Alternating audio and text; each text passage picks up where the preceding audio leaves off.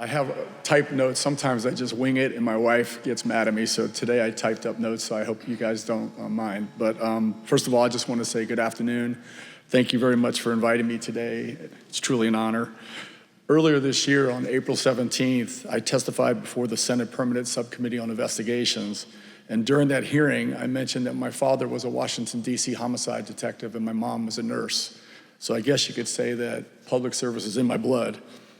Over the last few weeks, I've been thinking about this unique event and the importance of whistleblowers, and also what the heck I was going to say to this impressive group of individuals. Individuals that have deliberately taken a stand against wrongdoing, individuals that speak the truth, individuals that take it upon themselves to do the right thing. Now, you might be thinking that I'm referring to the whistleblowers in the room, and that's partially correct. What I'm also talking about is all those people out there that support whistleblowers. The truth is, whistleblowers need a lot of support. They need family, they need friends, and in many cases, complete strangers to believe in them, to trust them. And I can tell you that I've relied very heavily on my family, friends like Constantine sitting over there, fellow football coaches at the high school where I coach, military buddies, and anybody else that's crazy enough to pick up my phone call when I call them. I call it cheap free therapy, counseling. So anyhow, but more than anything, what people want is these whistleblowers want to be listened to. They want their concerns to be taken seriously, and they want people to take corrective action. So let's give a round of applause to all those whistleblowers, their families, friends, legislators, government officials, law enforcement personnel, and law firms that are taking action on behalf of whistleblowers. Thank you.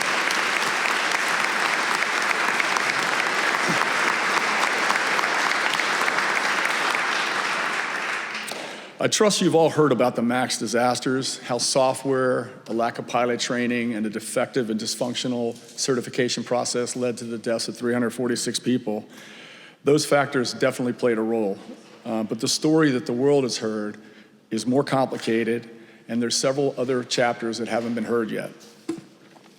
Despite my testimony before the House Transportation Infrastructure Committee and reporting, Boeing executives have always denied that manufacturing played any role in the two disasters. I never believed them, but like everyone else, I hoped and I prayed that the government authorities that were investigating would get to the bottom, find the truth, and hold people accountable, and fix the planes. After the second MAX crash, there was a 20-month period of time when the Federal Aviation Administration was reviewing Boeing and all the recertification of the airplane. And of course, Boeing really wanted to get the airplanes out back in the air. And of course, the FAA wanted to assist them in doing that. We all want Boeing to be successful. I want Boeing to be successful. My family's worked for Boeing. It's important to our country for economics and also for national security. But we want safe planes. So I knew the FAA was going to focus on the software and the lack of pilot training. And so what ended up happening was I was very concerned because I've always felt that manufacturing did play a role.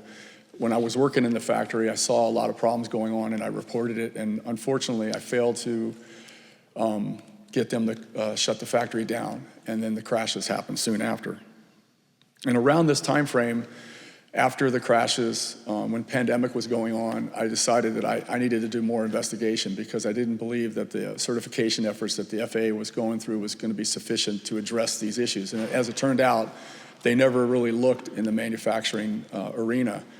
And it was kind of being solo. I think whistleblowers can appreciate what I'm saying here. Sometimes you feel like you're on an island and there's a bunch of sharks all around the island and you can't get off. By the way, I'm winging a little bit of this, so you're supposed to laugh when I do some of this. Around this time, though, the big turning point for me was that I got connected to victim family members. And up to that point, I had never met any of the families who lost loved ones. And since then, those individuals have brought us in, welcomed us into their families. They told us about their loved ones. And they have been working tirelessly. There's a group of them, about 10 or 15 of them, who have been working a lot here in DC and Capitol Hill to try to make changes. And We have a long way to go. You guys saw that with the Alaska accident. There's a lot of improvement that needs to be made. But those individuals are out there fighting for all of our families. You know, they had these terrible losses, and can you imagine, basically every other month they're finding a new information that could have prevented their crashes for their loved ones. So this week, it just turns out that since it's Whistleblower Day, I wanted to share something that happened yesterday.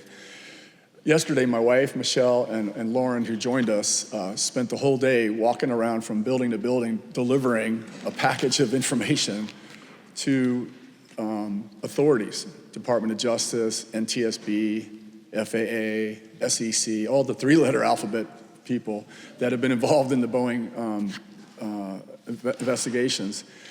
And what happened here is about a month ago, I received some documents. So since it's Whistleblower Day, I thought I'd do some whistleblowing. It wasn't intended, but I wanted to just tell you about these documents because they are concerning. And what I have here, and I'm not going to go into great detail, but there are three groups of documents. The first group of documents are actually production records from the airplane, the Ethiopian plane that actually crashed. And these documents have been available since before the crash, actually. They've always been available. But this information was not shared with accident investigators. It was not shared with other government agencies. I know this because I've studied this like crazy for 6 years. And in addition to that, these reports clearly show that this plane, when it was being built, had lots of electrical problems. They were having all kinds of problems with parts, quality control. And as an aviator, as a person who flew in the military, I know how even a small mistake could cause a tragedy. And you know, for 6 years, this was like the search for the Holy Grail for me because I've been trying to find these documents because I knew they existed. And these particular documents are called Shipside Action Tracker. I used to manage the Shipside group, as Tony mentioned, right, Tony? And so I knew these documents existed, but I couldn't get access to them. And a Boeing employee finally sent them to me. And you're probably asking yourself, how the hell did you? Sorry, I didn't mean to cuss. How did they not know about this, right? They should have known about this. It's inexcusable that they didn't know about this. The second set of documents I have is, it just so happens that the same week that the Ethiopian airplane was being built in the factory, that same week the FAA was conducting an investigation of our electrical support center. I think it's called ESRC, up in Everett, Washington. The 737 plant is next to southeast of Seattle, and the Everett plant is north. The FAA was up there investigating the same week that the plane was being built, and they were investigating employee complaints of loss of quality control. They had completely lost control of their electrical building, of power panels, junction boxes. I know this is not reassuring to passengers, but if you don't actually admit these problems, you don't fix them, right? That's like anything. If you just deny them, you can't get them fixed. So that was pretty startling that I just got this document recently, and I realized that it matched up perfectly with the production records. So here you have people building the plane in one site, another site rushing to deliver electrical parts. I mean, think about that. This is supposed to be a world-class operation. This is not world-class by a long stretch. We were rushing to get the planes out because we wanted to make money. The company wanted to make money, and they took those chances. Now, what's really damning is that these documents, again, have been around for years, and we're just finding them now, and we're just passing them out to these organizations. The last document I have was the most damning of all, and that is that 3 weeks after the Ethiopian plane was delivered, the plane was flying along, it was coming in on approach, and it was 1,000 feet above the ground on autopilot, and the plane had an uncommanded roll. Not good at any altitude, especially down low. The Ethiopians communicated this to the Boeing company and said, hey, we had this low altitude uncommanded roll, can you help us troubleshoot this problem?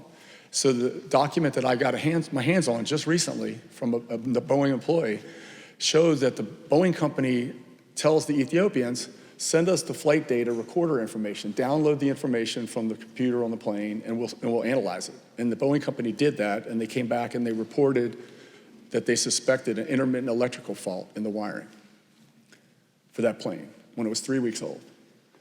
That information, it's not been in any reports, no congressional hearings, none of the documentaries, et cetera. So on one hand, you hear people talk about safety and the importance of safety and quality and integrity. And on the other hand, you see practices like this. So I'm hopeful, and those family members are hopeful, that the Department of Justice, you probably saw in the news the other day, there was a plea deal, another plea deal with the Boeing company. And I think that that is terrible. It's horrible that these family members who lost their loved ones can't get a proper investigation and a trial. The Boeing company's got great people, unbelievable people. My wife Michelle's dad was a Boeing employee. But the individuals in any organization, if you have individuals in any organization, I'm sure all of you can relate. You have an organization, somebody who's a leader in a small team or whatever, and they're wonderful. You already said I had 2 minutes. I got 2 more? You give me 2 more? Just kidding. Everybody can recognize the fact you've been in an organization where the leader in that organization kind of sets the tone, right? So you've been in an organization where everybody thought was great, high-performing team, et cetera, and then a leadership change occurs and everything goes to hell, right? So what I'm trying to say is this is about leadership. This is about being honest, admitting mistakes, and fixing them. And that's what the Boeing company is known for over 100 years, right? It's critically important to our country, again. So I wanted to thank you all for inviting me. I wanted you also, please forgive me, because like I said, this is pretty hot. We're delivering these documents, and we're really hoping that the authorities take them seriously. Thank you very much.